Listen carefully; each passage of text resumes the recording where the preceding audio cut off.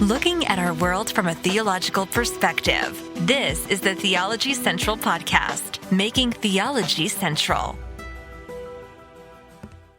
Good evening, everyone. It is Thursday, July the 20th, 2023. It is currently 10:51 p.m. Central Time, and I'm coming to you live from the Theology Central studio located right here in Abilene, Texas. Well, ladies and gentlemen, it's over. It is now complete. It is now finished. The 2023 National Sword Conference ended this evening a few hours ago, and I am guessing that most of the people who attended the conference, they're either back in their home, probably asleep, back in their motel, probably got everything packed up they're going to be leaving in the morning. Maybe like in my mind, I would love to believe it worked this way. A number of people are sitting in the hotel lobby, or they got together to talk about the conference and to talk about the sermons and to just talk about their Christian lives and their struggle. Like in my mind, that happened. I don't know if it did. In my mind, I wish it would work that way. But for me, whenever a conference ends, and I didn't go to a lot of conferences. And most of my experiences in most Christian conferences I attended, it always ended in a somewhat negative way. And I know that should not be, but it just did. And there's a number of reasons for it, but it just always felt somewhat disappointing. But the 2023 National Sword Conference, now obviously I was not there physically, but I was there watching via their live stream. And I am very appreciative, very grateful that they provided a live stream for all the major sessions. They didn't do it for their little seminars. I don't know why, but they did it for all the sessions. The live stream worked very well for the most part. They had a couple of problems here and there with volume or the mics not being on, but your normal technical problems. They worked past all of those technical problems. If anyone mentioned anything in the chat on YouTube, they seemed to respond relatively quick to any technical issues. And so I'm very appreciative. They made it available, and they made it available for free. They made it available for free right there, and anyone could tune in. And I think I saw pretty much, maybe I missed one or two, but for the most part, I think I saw every single message. I think I saw all of them. I don't think I missed one. I think I saw all of them. And now some of them I was distracted and had to leave in the middle here or there or go do things. But for the most part, I was there and got to watch and listen to everything that happened at the 2023 National Sword Conference. I don't know if you appreciated this kind of, thing that we've done, trying to get everyone to watch it, than me talking about it. I don't know if it added anything. I just know this. One of the things I love about my podcast is I love to just kind of I like to just, whatever happens sometimes sometimes other things controls the direction of the podcast more than me having some kind of specific plan. I like when things just kind of like, I stumble upon something, I'm like, hey, let's do this. And then like, okay, next week, let's do this. And we just kind of, you never know what's coming. You never know what's going to happen. It's not always the same thing. Hopefully it's enough variety to keep you listening. So I do love the fact that we just kind of stumbled into this. And then we had the whole trying to get the 2022 conference here so that we could review some of the messages, and then it showed up on a thumb drive and it was delivered by Pony Express. Just everything about everything that happened with the conference I thought was fun. I thought was interesting, and I hope it was beneficial. Now for me, in my mind right now,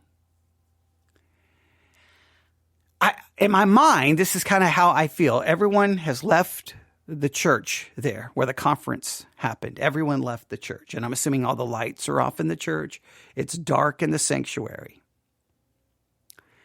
And there's a part of me, now I'm also broadcasting late at night, but even if I wasn't, this is how I always envision it after a conference. It's just to walk back to the sanctuary, walk back to the church where the conference happens. I know some conferences happen in like an arena, but in in a church and just just go back and just sit down and just think about all the sermons, all the songs, how people responded to the sermons, maybe promises they made, commitments they made, and if they got emotional, whatever emotional response they had, whether good, bad, whatever their thinking was, good or bad, all of that happened over, a 4-day span, Monday, Tuesday, Wednesday, Thursday, 4 days. And it's over. And I would like to just kind of sit there in the sanctuary and go, so what really happened here?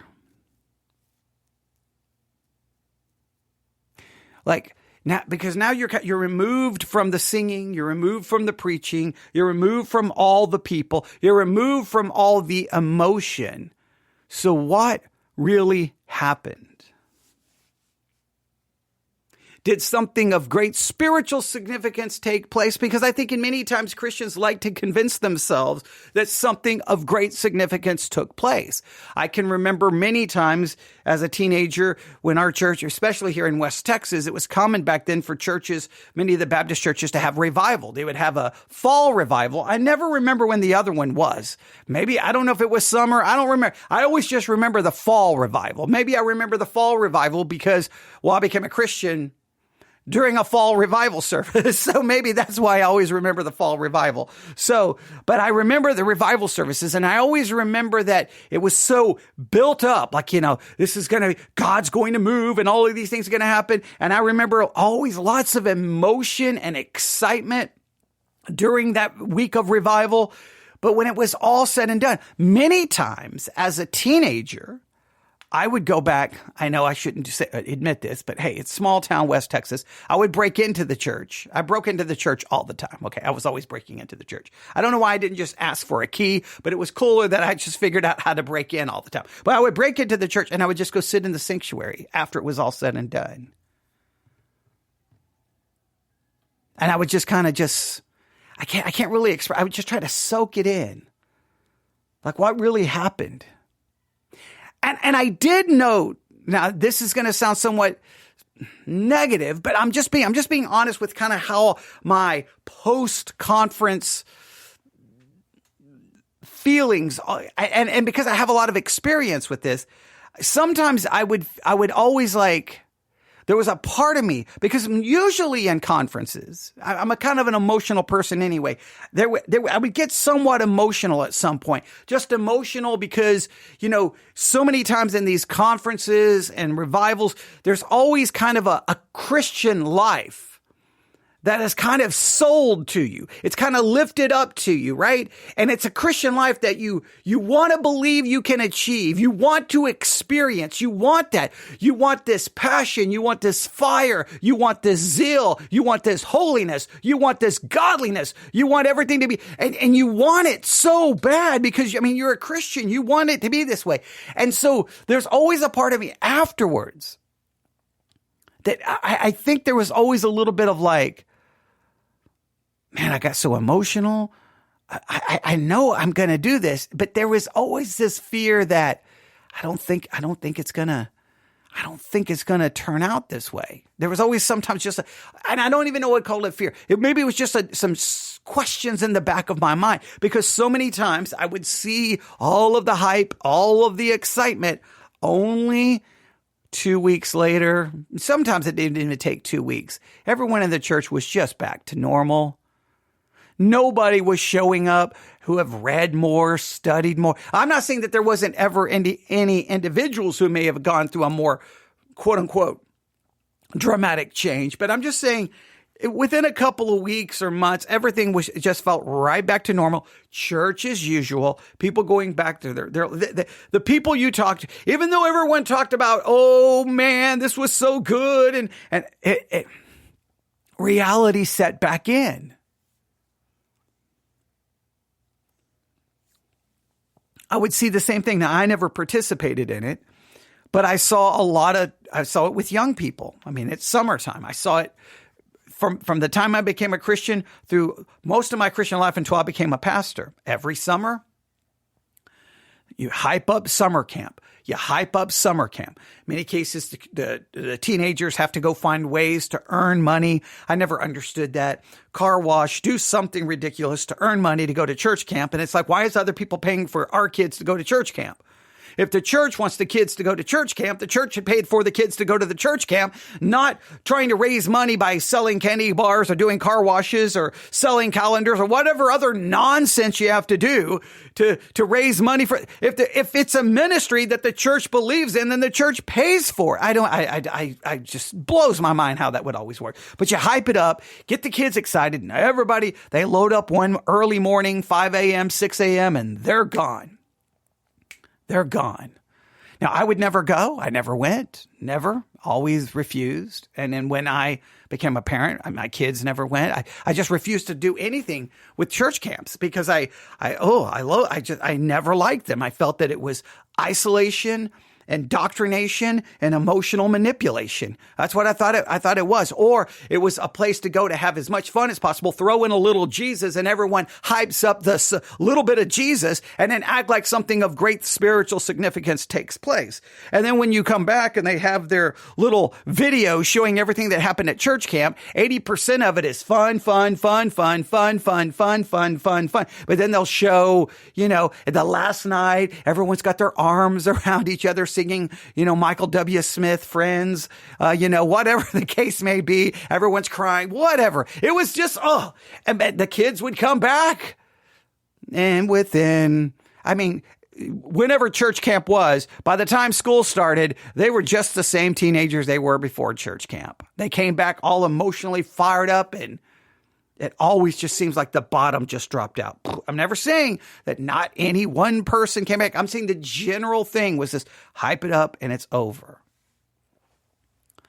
So conferences, when they're over, I'm always just very, I guess, I do a lot of reflection, a lot of thinking, a lot of just trying to I wonder what happens. So, right now in North Carolina, that church that it's empty right now. There's no one in it. Now, where are all the people? I wonder what they're doing. Now, to be fair, I didn't feel the conference did a lot of hyping it up in a sense that they talked about how great it was a blessing, how amazing it was, how great the preaching was. There was but I don't feel like that they were talking about, revival happened and everyone was changed. I thought they did a pretty good job and that was kind of measured, right? Not like I've seen in some places. I thought it was much more measured, but I just wonder, and I got to compare it to something, and I know, this will probably just make someone mad, but I do have to compare it to this. Whenever I go to, now I'm just going to have to compare it to this. And I know, sometimes, in a Christian podcast, just don't mention anything, but hey, I just try to be real. Everyone knows I love professional wrestling. And if you've ever been to a professional wrestling big pay-per-view, right? Big pay-per-view. Some of the big ones are obviously WrestleMania, Survivor Series, SummerSlam, the Royal Rumble. There's the big four. And if you've ever go to any of them and you stay at a hotel that's relatively close to where the pay-per-view is, where a lot of the wrestling fans are going to be, I always found it awesome that sometimes you can come out of the pay-per-view and go into the lobby, and there'll be all the wrestling fans there talking about the storylines, the story arc, the good, the bad, the good matches, what they like, what they don't like, how they think the storyline is going to go from here, making predictions. And it's really cool because there's a passion and an excitement about it. Sometimes I felt like in Christian conferences, sometimes I know that probably happened. I just never got to be a part of it. With the wrestling community, it was more, I always felt it was more opening and welcoming. Like, hey, come on in. Maybe that's just my own experience, but whatever the case may be. But I would hope that that something will follow people after it. I hope. And a lot of these questions and doubts, I'm not even doubts. I'm using the word doubt on purpose, but I didn't want to use it right then. All of these questions and thinking about it is because I just tend to be reflective. Because at least for me, and I'm just going to say this again, and then I'll get to a little bit about what happened tonight. I'll get to a little bit here in just a minute because I have some notes here. But at least for me, I feel that too many times, and I've preached this a lot, there's a Christianity that is sold. There's a Christianity that is hyped. There's a Christianity that is offered. But it's not a Christianity that's actually experienced more than these little temporary moments of emotional, like you may experience temporarily due to emotions. And I don't want to just say emotional manipulation, but emotionalism. You get emotional. You get that feeling, right? You get it. And you get that excitement. But just your everyday Monday, Tuesday, Wednesday, Thursday, Friday Christian life. I just feel like it's not what we sell it to be. I feel like in a lot of preaching and teaching, and this is even true in many Christian books, there's always these stories, these never-ending stories, these stories about this experience and this experience and this and it's described like kind of this is the way the Christian life is supposed to be. But then when you really live your Christian life, it's not all that everyone hypes it up to be, which then I think sometimes people are kind of like, I'm being told it's this, but this is my reality. Which then can lead to disillusionment, discouragement, depression, deconstruction. I usually use it along those lines, saying it that way. I think in some ways, the conference industrial complex, and I'm not saying the Sword Conference falls into this since they don't charge anyone to attend, so I don't really necessarily say they fall into it. But I think the conference world, because there's a huge industry out there for Christian conferences. They thrive on the fact that people want that experience. They go to get that emotional lift that built, they say being built up in the faith, but they're being built up into kind of an emotionalism. And then when it dies back down, you go back to a conference, you fly, you drive, you book a hotel, you go and you have that experience. And there's probably a lot there that you love, but I just don't know. Does it ever translate to you ever really getting what was being sold to you? And I'm saying being sold to you. I mean, if you had to pay to get in, then it was being sold to you. If it was free, then it wasn't being sold to you. But whatever was being presented or sold to you at the conference, does it ever translate to a person's Monday, Tuesday, Wednesday, Thursday, Friday, Saturday, Sunday life? And I'm not so sure it does.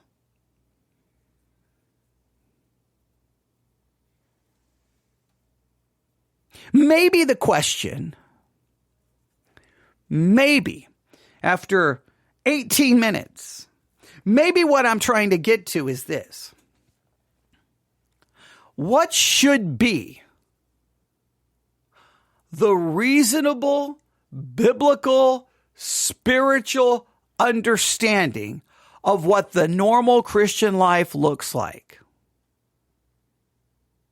What is a reasonable, biblical, realistic understanding of what the everyday Christian life should look like?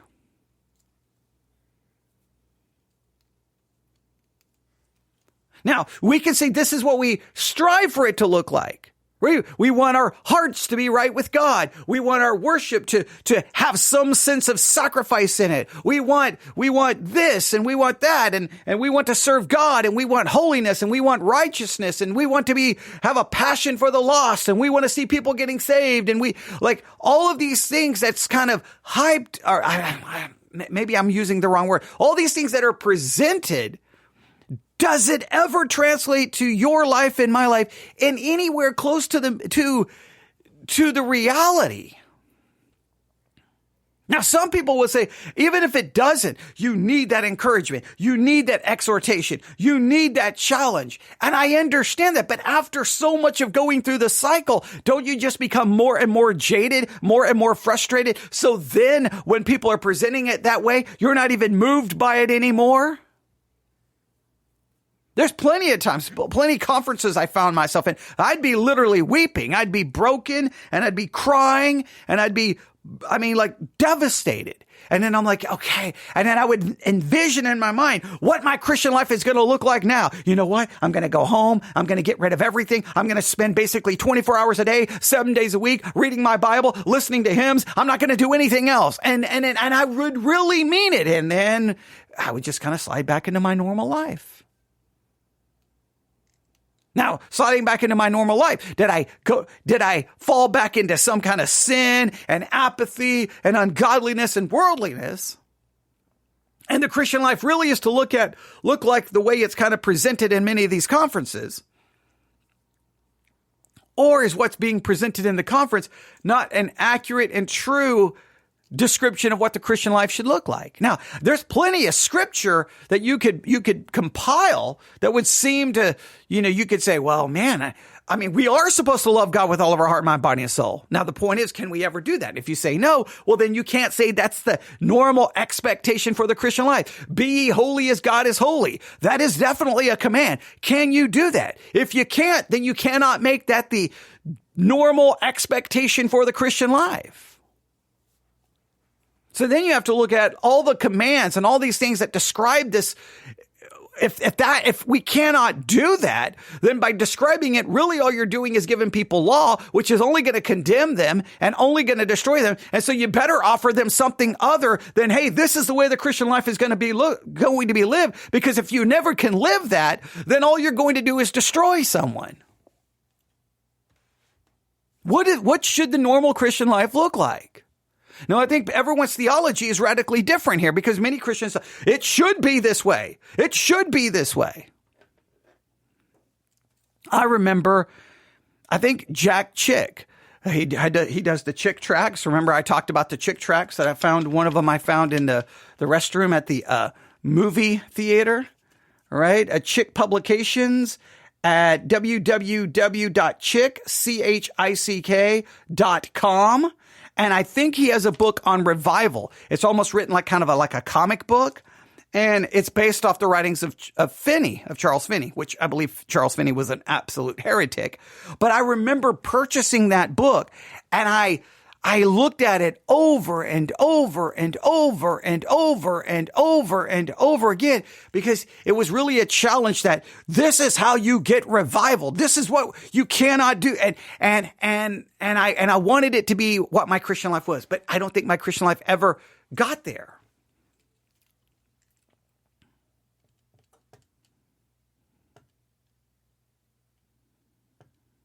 I said, I don't want to just settle. I don't want to settle for something. I don't want to settle for a Christian life that's not what it should be. Right? So I'm not saying that. But at the same time, I don't want to have an expectation or saying, hey, this is what my Christian life should be. But yet there's no way in reality that it can ever be that due to, well, I still have a sinful nature. Or I still have to live my life, right? Or do you believe that the Christian life basically is sell all of your possessions and basically go live in a commune or in a monastery?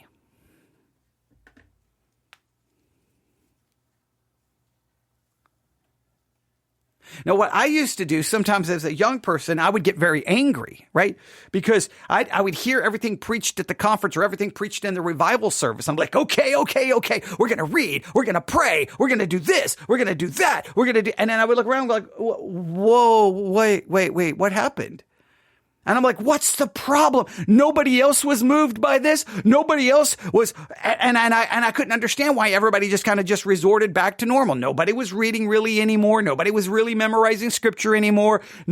Everybody just seemed like right back to the normal. That now in the revival, they were like, amen. And they were lifting their hands and they were talking about how God was moving and it was amazing and it was a beautiful experience. And then it would be like, What was all of that? It almost sometimes felt like that we played pretend for a week. We were playing dress up for a week. Now, maybe we really meant it, that we really thought it, but it just always, and I would get mad. And I'd be spiritually arrogant and condemning and like, you bunch of stinking hypocrites. You made all of this talk and you didn't mean any. And then I would talk a big game. Of course, me myself would be sliding right back to the way I was as well. But I would be self-righteous and arrogant thinking, well, I have to do, this is what it's supposed to be. So I've got to condemn it. But I never stopped to go, what really should it look like? What really should it look like?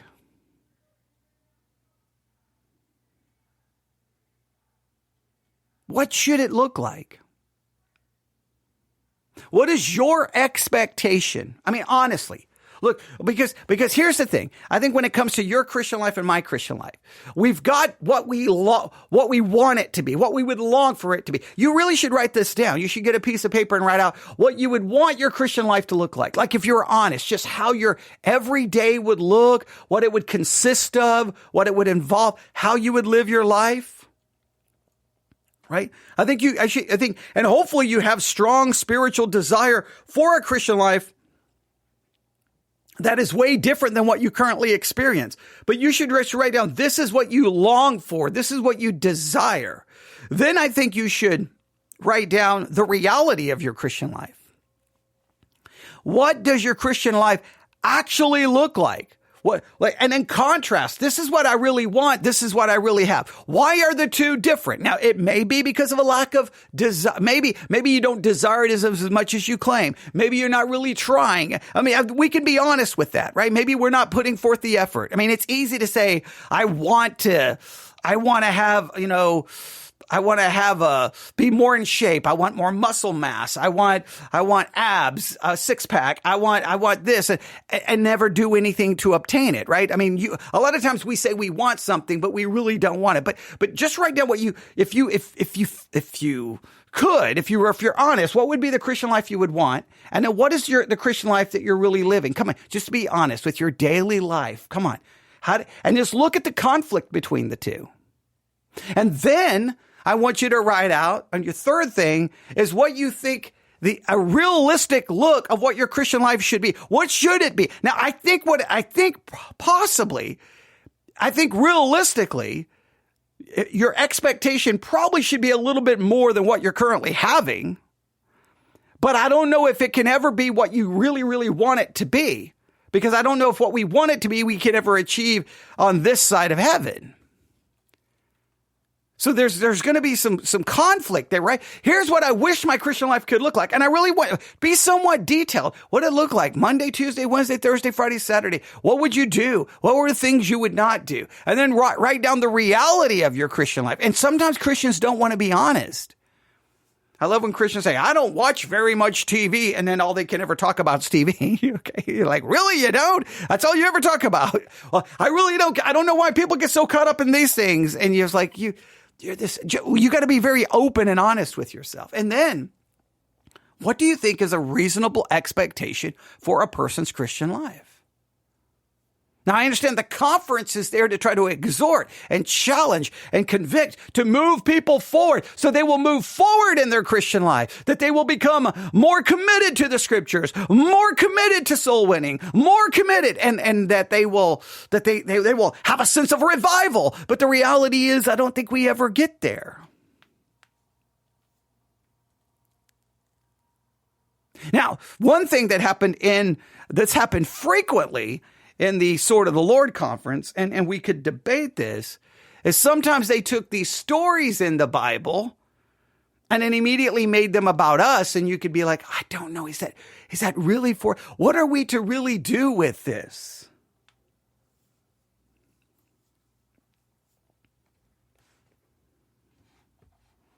Like, for example, there was a sermon where Jesus tells Peter, the disciples, to put the nets down on the right side of the ship. And then the whole sermon turns about being the right side is not the left side, and the left side can't be the right side. And it's like, do we to draw some great significance about him putting the net down on the right side? Is it like, because it's the right, like, and then he went through all the things that are on the right hand.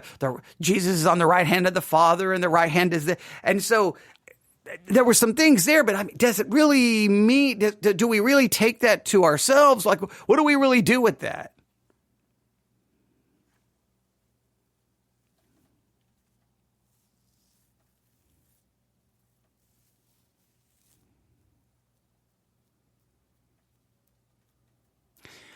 I don't know if that would impact anything.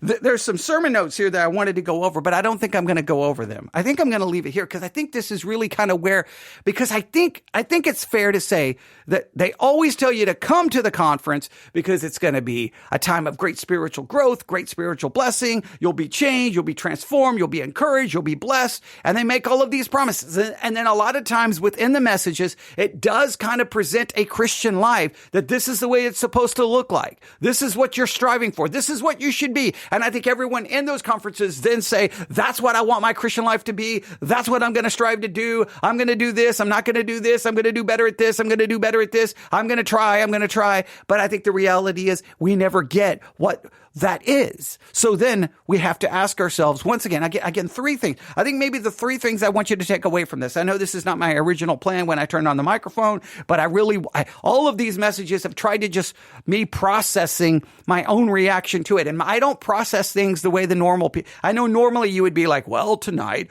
we started off with Shelton Smith and his message was, that's probably what you thought I was going to do, but I'm not so good at doing that, right? I just try to process everything and try to think about it and try to go a little deeper than just hey, here are the points. Now, I will attach to this episode the notes for today. I think these are the notes for all. These are all the notes for the whole day. So 7 pages. There'll be a PDF file, 7 pages, and you can look at all the sermon notes yourself. So that will be attached as a PDF on the Church One app. That's Church ONE. Look for Theology Central, or the Sermons 2.0 app. Look for Theology Central and look for the series Eye on Christianity. That's where right now these messages are going to be. I think we're going to move them over to their own series, maybe tomorrow, who knows. It's going to be a crazy next couple of days. I got to perform a wedding and all kinds of stuff. So it's going to be crazy, but we'll talk about that later. We'll probably do a couple of more broadcasts maybe. But for me, I guess where I'm left with is conferences in general try to get you basically to see a Christian life and tell you that, and almost sell it or at least present it as that's what you should be. That's what you should be living. So I want you to identify what you think the Christian life should look like, what you would really want it to be. And then I want you to really and painstakingly describe what your Christian life is. And I know most of you are not going to perform this exercise, but if you would, I think it would be very important. And then you can just immediately see, why do I think that that's what I can get when this is what I currently be? And why am I not getting it? And then ask yourself, though, what do you think is a reasonable, biblical expectation or a reasonable expectation of what the Christian life should be? What is a biblical idea of what it really should be? And you got to take into consideration that we're still sinners. We can never be perfect. We can never love God with all of our heart, mind, body, and soul. We can never be as holy as Him. Think of all the things we can never achieve. So your Christian life, whatever you want it to be, whatever it can be in reality, it can't be anything close to perfection. And if it can never be anything close to perfection, and then you got to also take into consideration just the reasonableness of what you can and can't do from a practical standpoint. Work, raising kids, sleep, paying the bills, life.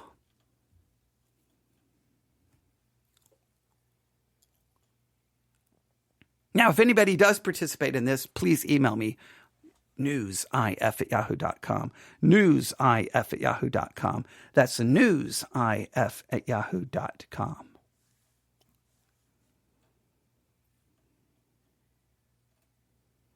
Everyone wants a Christian life that I think is often sold and presented in sermons and conferences and camps.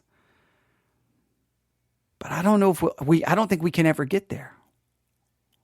Now, I'm not saying we shouldn't put forth effort and try to see where the problem is, but I think we do need to identify kind of what can we expect the Christian life to honestly look like? What should it honestly is a biblical expectation? Because if we know what the life is really going to look like, then we can try to figure out, one, maybe how to improve that to some level, and then at least be able to, have the right expectation. Now, we can always see what we long for and what we would strive for, but we would have a more theological perspective, which would stop maybe the up and down roller coaster, emotional, feel guilty, discouraged, it's never going to work, or just having to keep going to conferences to get the pep rally so that you'll be fired up for a couple of months until you get to the next one.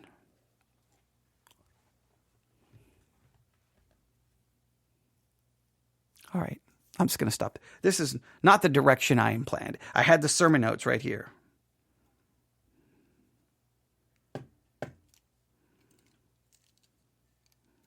We didn't get to it. All right. newsif@yahoo.com. newsif@yahoo.com. That's newsif@yahoo.com. The 2023 National Sword Conference has come to an end. The church is empty. The lights are off. Everyone has gone home. Others are in a hotel. They'll probably be leaving the area tomorrow morning, going to the airport. They'll be flying back. Everyone will return to their normal life, a normal weekend.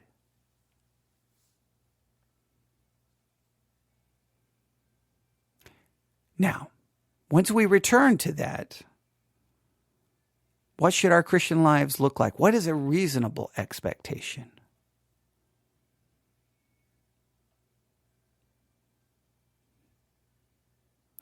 We don't want to excuse. We don't want to make excuses for our apathy or lack of spirituality. But we all have to know there's a limit. And maybe sometimes we're sold something that we can't ever get to. Is that a defeatist attitude? Is that a jaded attitude? I don't think so. I think I'm trying to figure out theologically how we should look at this from a more biblical, rational, reasonable standpoint. newsif@yahoo.com. newsif@yahoo.com. Everyone have a wonderful night, and I hope you give this great thought and meditation. God bless.